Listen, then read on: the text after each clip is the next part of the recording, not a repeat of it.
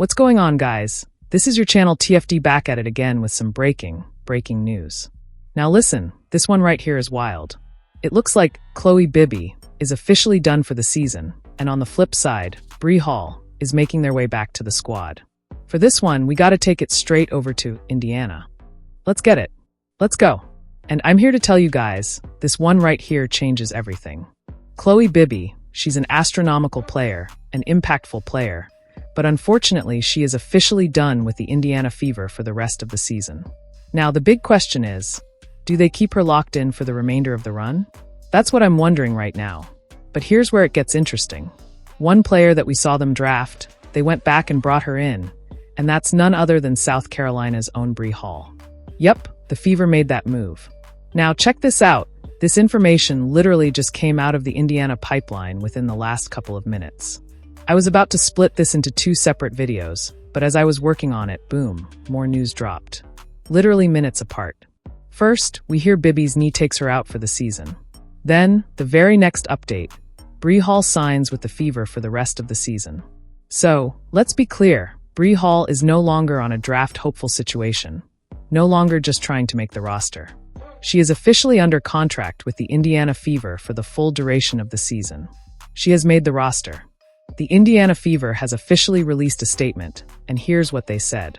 Fever forward Chloe Bibby has been ruled out for the remainder of the season.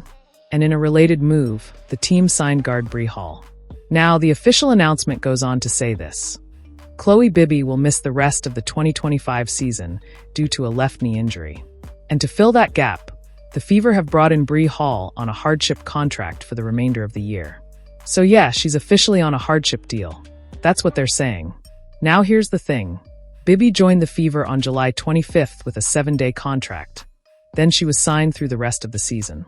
They're saying she's expected to make a full recovery, but my question is, what kind of knee injury is it? They're not saying. They just keep saying knee injury. Like, is it a torn ligament, something broken? What's going on with her knees? We don't know yet. As for Bree Hall, let's run it back. She was drafted by the Fever with the number 20 overall pick in the 2025 draft.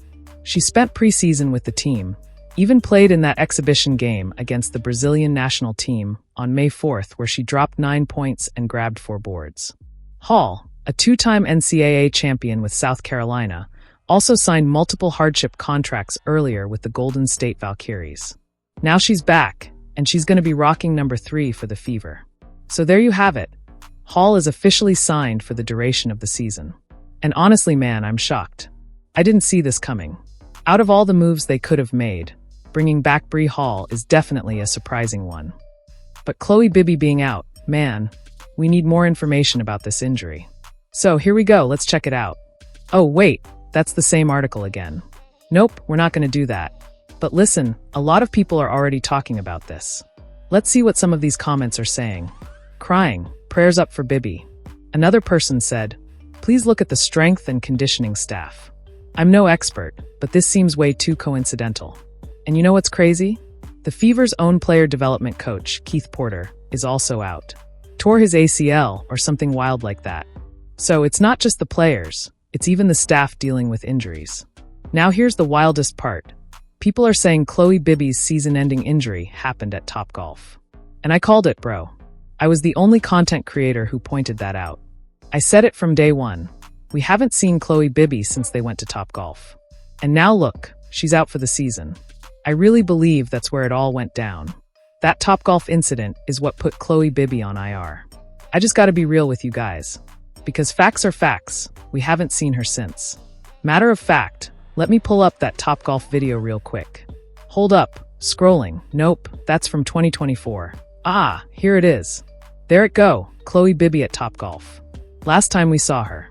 That's the clip right there. Told y'all. So yeah, they don't want to admit it, but that's where it happened. Topgolf was the last time we seen Chloe Bibby, and now she's done for the season.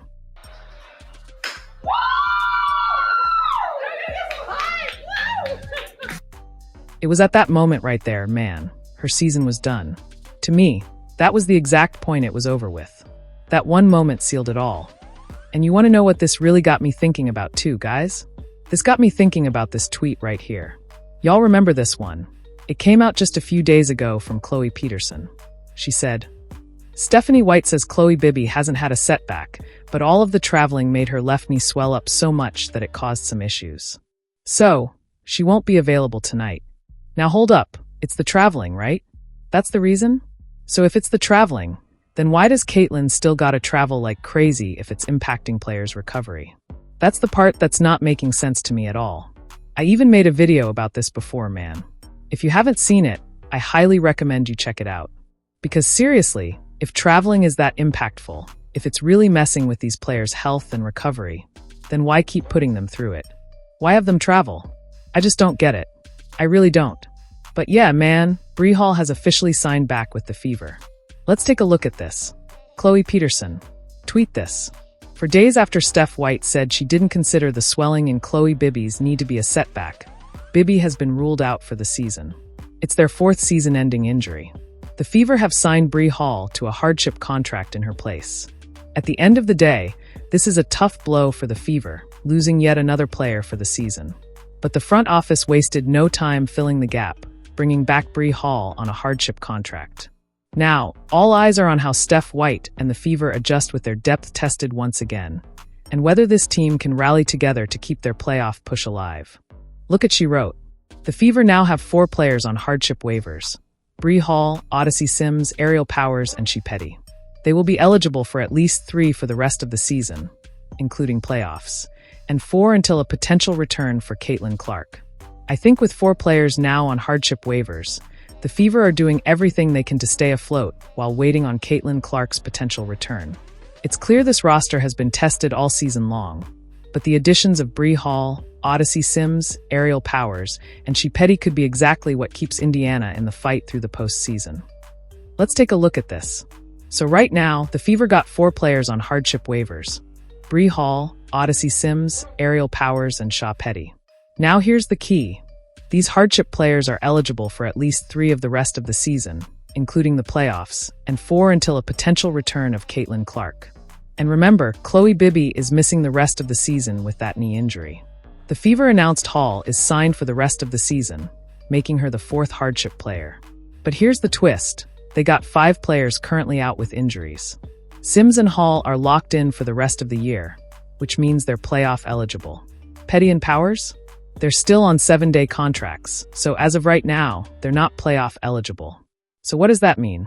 The Fever might have to cut 2 players just to make room for Petty and Powers to be eligible when it matters most. And to me, that's real interesting, man. Because now the Fever are in a situation where decisions gotta be made. So I'm curious, what do you guys think? Who stays, who goes? Drop your thoughts down in the comments section right now. And don't forget, keep those bells on, because I'm still digging into this and I'll have more updates coming soon.